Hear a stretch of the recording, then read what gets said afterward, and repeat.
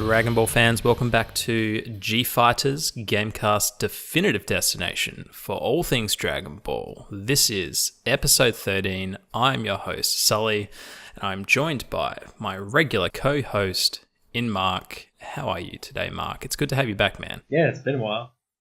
I mean, it's been no time at all. Nope, it doesn't work like that. It's been a month since we uploaded. Yeah, it's been a while. This is actually, Mark, this is the first episode we've had this year where we're actually talking about a Dragon Ball Z movie. So that goes to show the sporadic nature of this show for the first quarter of this year. But I think... Go for it, Mark. Yeah, I was going to say, and like, it's the first time I've talked about Dragon Ball Z in a while, and we've been talking about this one for a while. We've been teasing this for a while, yeah. We absolutely have. It's almost as bad as the Lord Slug one where we were talking about the abridged episodes coming out. However, I believe we're going to be getting back into some kind of regularity with the show moving forward. We've had a chaotic start to the year. Mark. Sorry, Matt. Went through a name change. Went through a name change. We've had a rebranding. No, we've had a bit of a sporadic start to the year. My internet's been crazy. We've had crazy summer over here, so sometimes it's just been too hot to record. And when I say crazy summer, we're talking like 130 something Fahrenheit for all you US bound listeners. However, all said and done, we should be getting back into a regular format going forward with both G-Fighterz and Pocket Edition. So stay tuned for Pocket Edition coming up later in the week. This episode, though, Mark, it's a short episode. You know, we're kind of in the middle of what's happening with Dragon Ball again. You know, we had Broly drop, and that was phenomenal, like absolutely phenomenal, that movie. But that kind of was the climax for most of the Dragon Ball talking points. At the moment, from what I've been seeing, I've mostly just been tracking the manga, which has been kind of traveling along quite interestingly and nicely, which I won't talk about here because I don't want to spoil anything for anybody who doesn't want to get anything spoiled in terms of the plot for Super when it inevitably returns. But aside from the manga, Mark, we've kind of been waiting on just DLC news for Fighters. We haven't heard anything else about Project Z or X? Always get confused. It's Z. It's not X. It's not X. Dragon Ball X. Dragon Ball X. So we haven't really heard anything about that. And we haven't had any news regarding the Super anime returning either. Although, the little birdies are saying, and the rumor mill on the internet is speculating that we should get news regarding the series return very, very soon. And I mean official news. It's all rumor and speculation at the moment, but you can bet your ass it's coming back. I guarantee it. However, we have got one. I'm not going to call it. I almost said little, but I don't think it's little. I think it's actually quite significant news, Mark. And we actually spoke about this. I think it was actually in episode 1. It's either in one or one of our very early ones. Yeah, 1 or 2.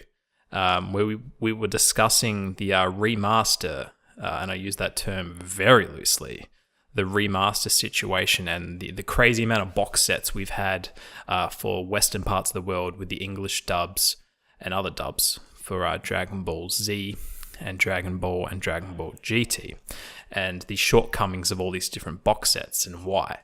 But long story short, Toei Animation and Funny animation. Funimation. Mark, Funimation. Far out, man. Funimation. Toei and Funimation actually posted 2 images which were captioned "Big News Coming," and it was a 3-star Dragon Ball and the 4-star Dragon Ball. A lot of people put those 2 together and suspected that we were going to have news, or they were going to announce something on 4th of the 3rd, being 4th of March. Just so happens to be the case that it was 4th of March that they had news to announce, but it wasn't. The Dragon Balls weren't actually correlating with that date specifically. What it actually meant was a 4:3 aspect ratio remaster box set coming out of Japan. Whew, that was a big one. We got a lot out there. So, to get into the nitty-gritty of these details and what we covered in previous episodes, to give you guys a little bit of a recap, this, in my opinion, will be the definitive box set to own. the movies and the remasters for, I think it was Z. I think they've done the Z movies, which have released on Netflix Japan. These are already out in the wild. They're already on Netflix Japan. So I believe if you have a VPN, you can probably go watch them. But what's special about these remasters is they're remasters directly, or recuts directly from the original film reels that Dragon Ball Z exists on. And that's the same reels that we've received every single copy from in the past, being Funimation's VHS masters, which have been the source of all of our box sets in Western regions, and all of the shortcomings that exist on those VHS masters are present in the box sets. So it doesn't matter what box set you have, it's hard to escape the shortcomings of those VHS masters. However, the impressive thing about these remasters off the reel, obviously they're using all of today's modern techniques to grab as much information from those reels as possible, and we're getting much cleaner cuts with more definition, and they're cutting them in 4:3 aspect ratio, so none of this orange brick bullshit with 16:9 cropped on the top, a little bit extra on the sides, where they've got to basically go through and reframe every second shot because nothing's framed correctly. So long story short, we knew these remasters were releasing in Japan, and that's the Dragon Ball Z. I'm pretty sure it's just the Dragon Ball Z remasters that have been announced for a while in Japan now. But we didn't have any word of them ever leaving Japan until now. So this is the interesting part of the news. Until now, Funimation have stated that if they get X amount of interest, Mark, I believe it was 2,500 sign-ups on their Funny website. Was something like that, wasn't it? They'll easily get. Oh, I'm pretty sure they've already destroyed it. Yeah. So Funimation wanted a bit of a pledge of interest from the fan base before they went ahead and started printing. And I don't think they're going to be redubbing. There hasn't been a lot of information or news regarding it. I'm assuming it's just going to be the original Z dub that will accompany the new cuts. But they want X amount of interest in it before they go and start printing these Blu-ray sets.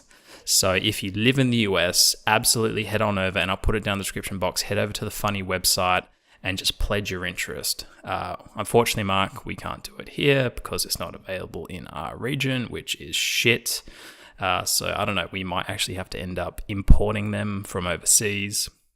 Maybe I'll just buy them when I'm in Japan. Mad Men are usually quite good. Mark, you'll be my source for Dragon Ball, you and your pop culture manga shop. Yeah, I mean, like, Mad Men are the ones who control, like, they have the rights to Dragon Ball in Australia, and Mad Men are having a convention this month in Australia. So. Hopefully we get some news then. That would be fantastic. So yeah, that's long story short. So basically we've kind of gotten the go-ahead from Toei, or as in Funimation has gotten the go-ahead, seemingly, to start releasing box sets of these remasters. At the moment, it is just Dragon Ball Z, but there are some images floating around if you want to go look at the quality of these remasters, some still frames, or if you want to go look at the Japanese Netflix, by all means, go have a look. But the image quality of these cuts is absolutely phenomenal. There will not be a better cut than what these remasters are that are floating around in Japan at the moment. So I don't know about you, Mark, but I got this news yesterday and I was like, I think I spammed you a bunch of stuff yesterday regarding the news. You spammed me the speculation and you spammed me the announcement. Like straight away I found the announcement. So yeah, I'm pretty excited. I actually only own the orange bricks, and I think I've spoken about this in past episodes. I always refused to buy another box set because I was always hoping they would do a proper remaster beyond like their VHS masters. Like I was hoping we'd get from Japan the original reels, remastered, much like they did, back in the day. You'll probably remember, Mark, when we made the transition from DVD to Blu-ray 1080p.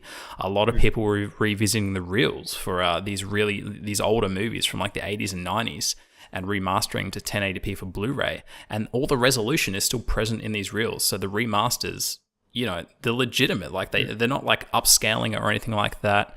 And they looked phenomenal. and again, I'm not saying that's necessarily the exact case with the Japanese reels, because I know the Japanese reels are probably, I think they're only like 35 millimeter or something like that.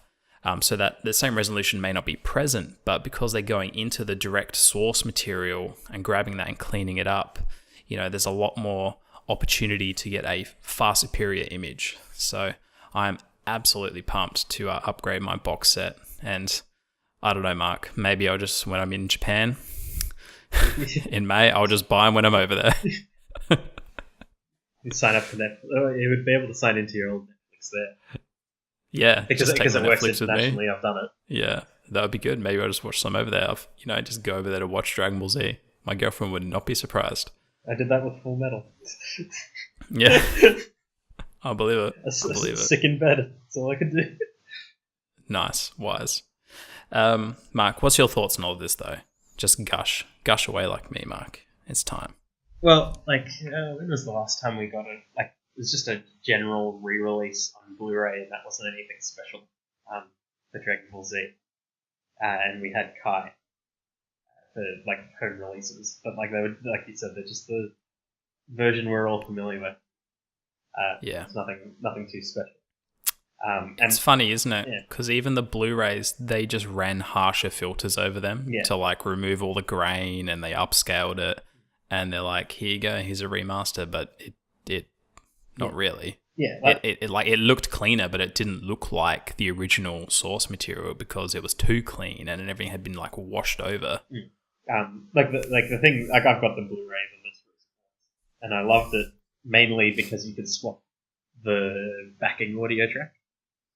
So you could swap it to the Japanese soundtrack or the American soundtrack, and you could keep it. I think it's English dub, but with Japanese soundtrack. Yeah, nice. And so that if we get the full localization for the cleanest, best original version, I'd kind of like that too. We can swap all of that, because the Japanese soundtrack is amazing, but it's not the one we grew up. No, I want the original Z. Yeah. And I'm not talking about the redubbed English. I want the original Z soundtrack with the Bruce Falconer and all that. That's such a good Oh yeah, dude, so good, so nostalgic. Have you heard though the redub of Z? As in, I believe it's Kai. I've heard when it was first airing. I heard the Frieza side, but not a fan, man. I'm not a fan. I don't remember much about this soundtrack for that. I remember it didn't fit the scene the way Bruce's ones did. Oh, I'm not talking about the score. I'm talking about the actual. The actual redub. They redubbed it. Yeah, because Frieza's voice changed, but I'm more used to the new one now. But a lot of the dialogue didn't feel right. No, and there's a lot of, you can go on YouTube, and I think everybody should do this, so that we can get some support for the OG dub. A lot of people agree with me that there's a lot of comparison scenes where I feel like the voice actors maybe just don't want to be there redubbing it all again. It's just, they haven't got the same level of passion. There's a lot of comparisons, especially with Goku, where I've forgotten his name now. What's his name, Mark? Sean Schemmel. Sean Schemmel, sorry. Just hasn't got the same range. There's direct comparisons, and in my opinion, it's all subjective. I don't think it sounds as good. It's been a while, but I think some of it might have been they might have not have had the drive for it as much, or they might not have been offered as much from Funny. But it also might have been at the core of Kai, because it was cutting a lot of content and speeding through it. So they were forced to. Yeah, right. Yeah. I'm not sure. It's I've only seen bits and pieces of Kai. I've never went through it. If I'm going to go through it, I'm going to go through Z. Absolutely. The one thing I do hope with these remasters, if we do actually eventually get it and Funimation do start printing them, is that they don't fuck us around. Just give us finally the definitive box set, the definitive remaster box set with everything you want, the swappable tracks, Japanese audio, Japanese music. That would be fantastic. You know, hopefully they don't just dump us a Blu-ray with just the English tracks and that's it. Like, just give us the definitive damn box. Yeah, give us all the choices, all the bells and whistles. Yeah, because they're available. The only reason they wouldn't do that is if they're getting greedy. So, I mean, if you look at the box sets, the amount of box sets they've released, dude, and apparently it isn't overly. Well, I think it can be quite strenuous financially to print these, and actually, well, it's gone to a point where it has become that because they're always trying to like remaster them and do all this shit to improve the image quality and then, you know, sell it on again. Like it apparently got to a point where it's just not even worth it. Like with the level sets and all that kind of stuff, you know, they were going through like frame by frame and all that kind of shit. It just got so strenuous and became such a money pit that they just kind of abandoned some of these sets. You know, they never even finished them. The level sets is a prime example of that. So, I don't know. Hopefully they just get their hands on this. Toei's already done the work. They just print it, and this is the last set we'll ever need for Dragon Ball Z. Unless, I don't know, maybe they can do a 4K upscaled set sometime later down the line. But who knows? Hopefully this is it, Mark. Yeah, could be. But we will absolutely keep you guys posted. I apologize for just gushing at the beginning regarding the box sets and the VHS masters, but it is what it is. It's quite complicated with all the box sets and what Funimation's been doing with all their masters over the years. So the important thing to remember is that Toei have and own the original real cuts, and they're the ones that have done the hard yards and have created this remaster. So hopefully Funimation can go ahead and just print those copies and get it done and dusted, and we can get the best possible cuts available. But we will keep you guys updated regarding all of those happenings and whatever Funimation releases news-wise. Let's move into our musical break, and we'll be back on the other end with our movie discussion this week finally being BoJack. It's time to talk about BoJack, so we'll see you guys on the other side.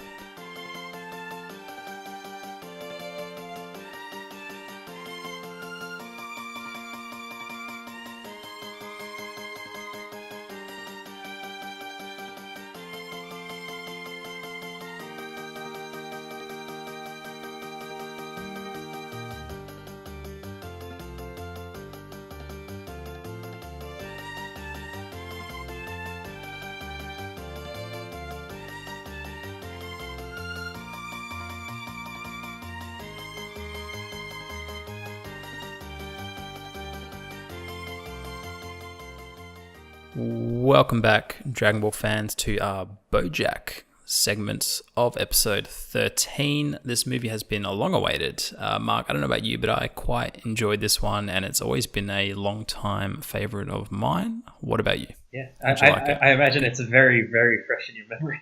Very. So, Mark, you watched this last year. I watched this about an hour and a half ago. Yeah. Good, though.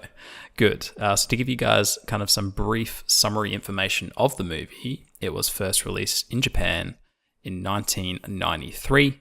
It has a runtime of 51 minutes and it grossed 2.5 billion yen. So not too bad.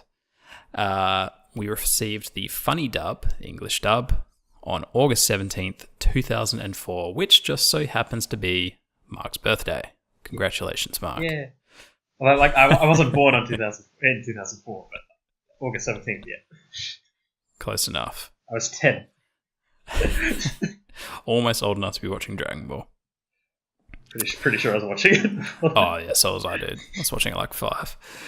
All right, to give you guys a very quick synopsis, the evil space pirate BoJack is now free from imprisonment and has his sights set on Earth and the martial arts tournament currently being held by X.S Cash. I'm not sure if that's necessary information, but Mark put it in there, yeah, so I read it. It's a funny pun. All right, Mark, let's break this movie down. So, can I start by saying that what I really appreciated about this movie, and I think it flies in the face of all the other previous movies, is the amount that they tried to tie this in with the series and picked up a lot of plot points after the defeat of Cell. Did you get that? Yeah, one of the few movies that can actually slot in without really affecting anything else. yeah, it could almost exist as canon. Like, it just slotted in perfectly. Usually they're very vague with how they fit these movies in, and you kind of got to, bend a few things here and there to really try to peg it at a point in the series. But this one, they directly reference the anime multiple times. They reference Cell. They reference Vegeta's stepping away from the fighting scene. He's still demoralized by being basically just shown up by Goku's son. Goku saving the day again, almost getting his kid killed. He's just still having a hissy fit. We've got Mr. Satan still pulling his usual shenanigans regarding the Z-Fighters, claiming it's all magic tricks, and again referencing the Cell tournament and Cell. Goku's still dead in Otherworld. Yeah. And they directly reference King Kai's planet being blown up by Cell, and they're hanging out on that rock like they were at the beginning of the Boo saga, like in the middle of nowhere on Snake Way. So I actually really liked, Mark, how they referenced and tied it in with the Dragon Ball Z anime. I actually thought that was really cool. It's a sort of running theme that they'll do sort of from here on out for a lot of the movies, where you can sort of pick where they are more naturally. Yeah, yeah. But it also makes it more of a shame that they aren't canon, even after they went through all the trouble of pretty much. And they almost could be. Yeah. They almost could be. Yeah, like they absolutely could. They don't.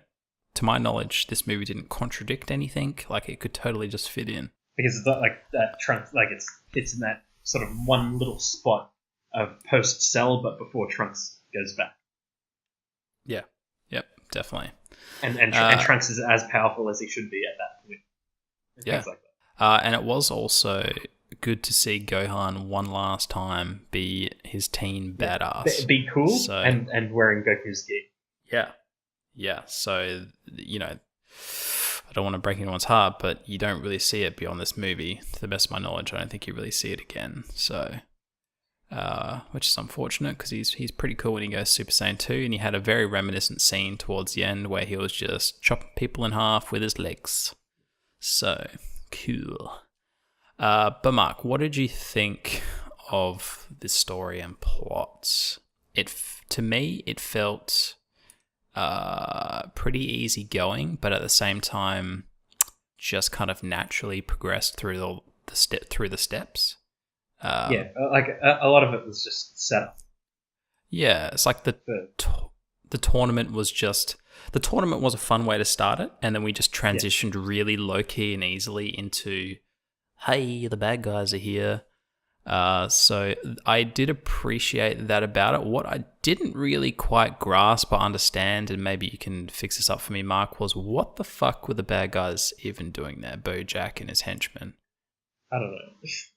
I don't think they were actually there for anything. No, like a lot of the time they have a specific reason to be on it. Like the Dragon Balls. And things like that. But, like, Bojack had issue with the Kais. Yeah. So he has no real reason to be on Earth, beyond that a lot of the people that the Kais deal with are probably from it. Well, it seems like the only reason Bojack came to Earth was because he somehow knows Goku was the one who freed him when he blew up King Kai's planet. So... Yeah, even then, you'd think that he'd go and face Goku. Yeah, it's kind of like, does he want to face Goku, or is he just being made aware of planet Earth because of Goku and he's interested by it?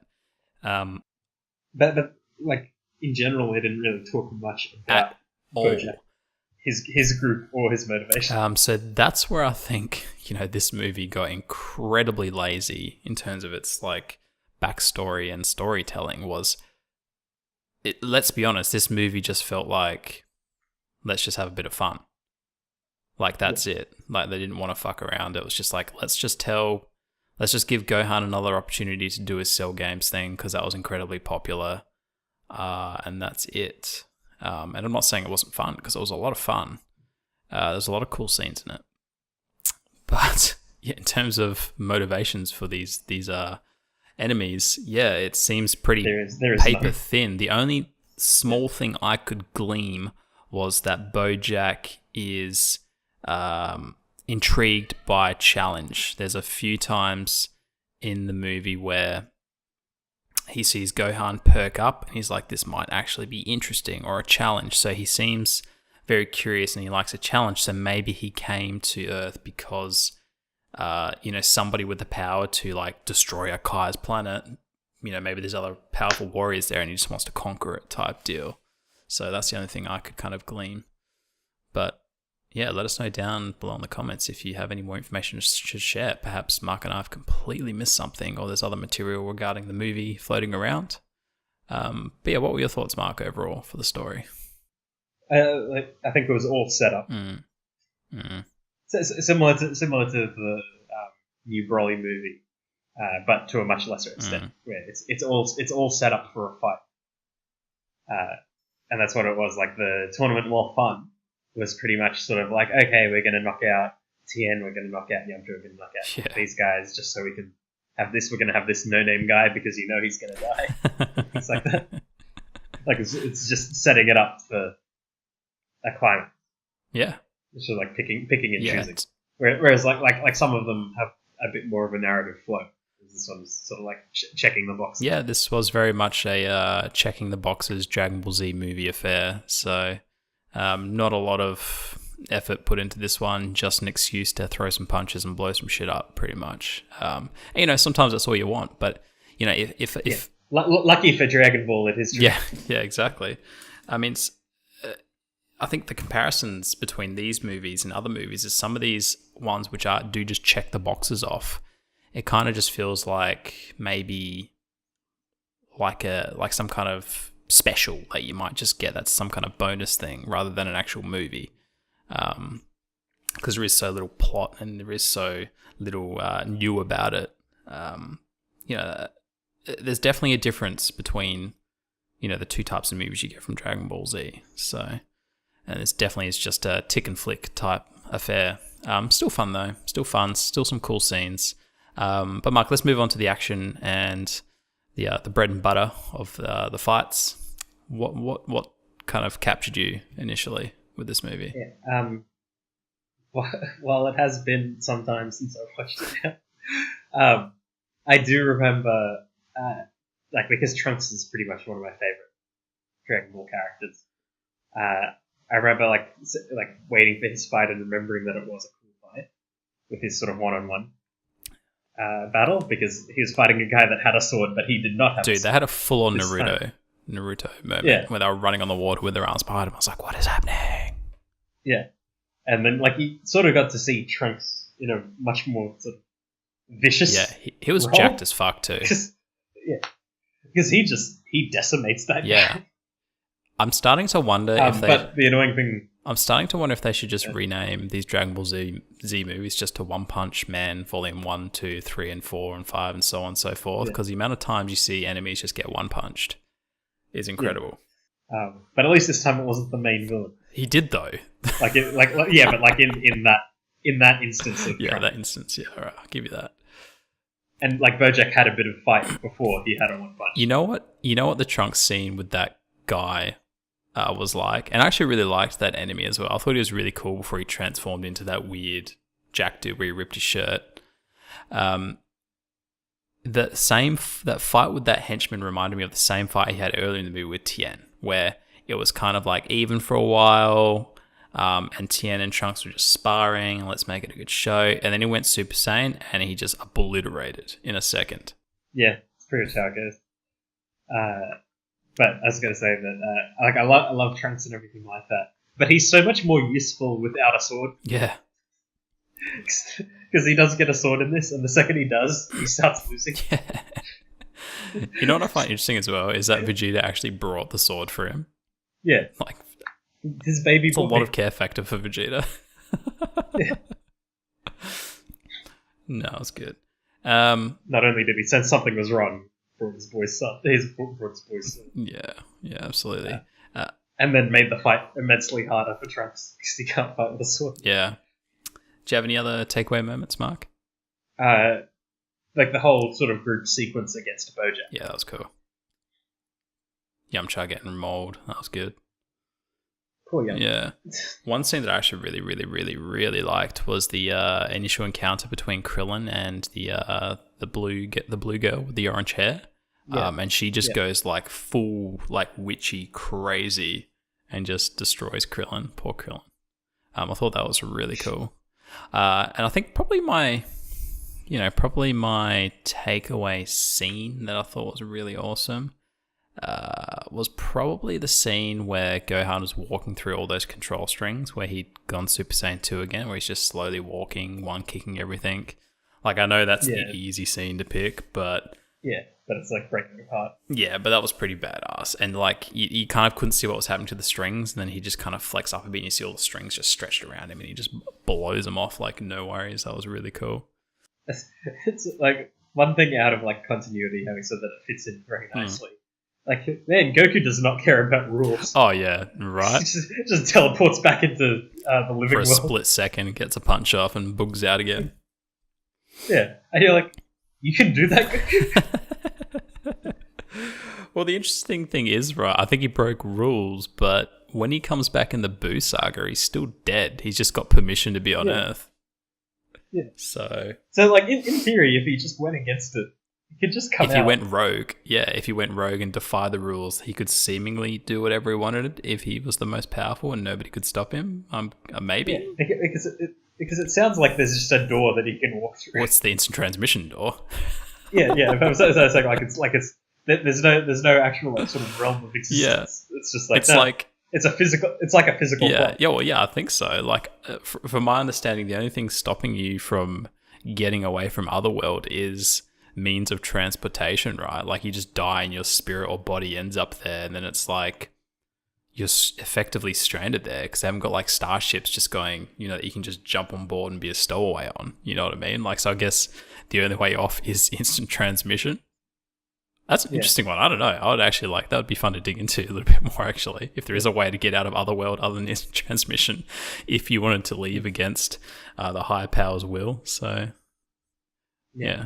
I mean, like, if it was canon, you could use Fusion Reborn, because that melded the dead world with real. Oh, yeah. I could see that. Yeah. Yep, I'll give you that one. If any of this was canon. Yeah, well, that's another point. What did you take away from the Bojack apparently being something related to something demonic?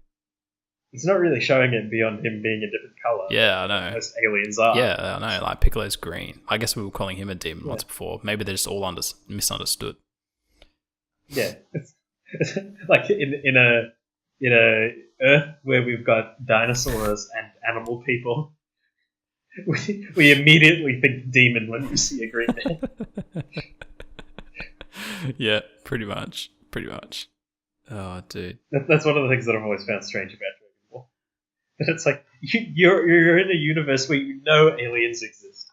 What was actually fun about this one, though, is I actually did openly recognize like other galaxies and all that as well. I thought that was pretty cool for the tournament. Like, it was an intergalactic tournament that just so happened to be held on Earth. So that was pretty cool too. But if it was a legit intergalactic tournament, they wouldn't have that chance. Mark, you know what we should do that I think would be really fun? We should do an episode on the Otherworld tournament, because that's all like technically, dirty word, non-canon as well. That could be a fun episode. I like Pike. Yeah, Pike was cool, man. Do you want to do that next week? Let's do that next week. Do you want to do it? Yeah. It's only 10 episodes or something? Yeah, it was. Yeah, let's do it. All right, that's next week, because fuck knows what the next movie was anyway. But Mark, let's... What were your takeaways? Oh, I think I've already given it to you, really. There wasn't a lot necessarily eye-grabbing or plot-grabbing in this movie. It was just kind of like we said, a standard Dragon Ball Z affair. Nothing good, nothing bad, nothing new. But like pretty standard comic relief. Yeah, from Tokyo. Yeah, pretty straightforward stuff. I think the funniest moment was when they were slipping off Krillin's like waxed scalp. That was pretty humorous. But I mean, yeah, I don't think there's anything that really grabbed me. The ending was cool. The one punch, typical affair. I honestly can't think of much, to be honest. So. If you're ready, let's move on to our ratings, I guess. Yeah. Take it away, Mark. Give me your 7 Dragon Ball rating. I was at 7. Do you want more Dragon Balls? No, because I was going to say it's 3 out of 5, but I was like, hang on. Probably like it's good, but still standard. Like the animation is just constantly getting better. Fights were getting better. Yeah, I've kind of just discounted the animation unless it gets really intricate now, because the animation has reached that kind of... Because Broly spoiled you. Yeah, Broly spoiled me. Yeah, absolutely. It seems like the very first movie and Broly have spoiled. No, the second movie, The World's Strongest. That was phenomenal. Dead Zone. Oh yeah, sorry. Yeah, Dead Zone. But he still used his power bolt. Yeah, that was sick, man. But World's Strongest was dope. I love that. Set a bar that dude, can't really it's be a 7. anymore. Like, I think we've given it a 6 and a 6.5 so far, but I'm not sure what's going to beat it, man. I just don't know. But yeah, for BoJack, probably 5.5 out of 10. That's a strong one. Yeah, there's room to improve if you're incrementing it. It's tough. I'm torn now. Maybe I've lowballed it too much. Look, I think I'm going to give it a 4.5. Yeah, 4.5? Just lacking anything new. Just right down. Just a tick and flick, so it's just straight down the center, standard affair, so it gets just a middle of the road Dragon Ball rating. Fair enough, I think. Yeah. So, let's wrap her up, Mark. Next week, let's do the Otherworld tournament. So, everybody, if you haven't watched that recently, get on it. You got probably 5 to 10-ish episodes of filler Dragon Ball Z to watch. It's the beginning of the last saga. So, if you weren't sure where that was, beginning of the Buu saga. That's where those episodes lie. So we'll be discussing that next week in our talking points for the episode, being episode 14. And we'll, of course, keep you updated on any video game news, anime news, any remaster news coming out of Japan and Funimation. We will keep you guys up to date. But as per usual, let us know your thoughts down below in the comments. What did you think of this movie? What do you think of the remasters coming out of Japan? And if you've enjoyed this episode, please remember to rate, comment, and subscribe. And we will see you guys in the next episode of G-Fighterz next week. Have a good one.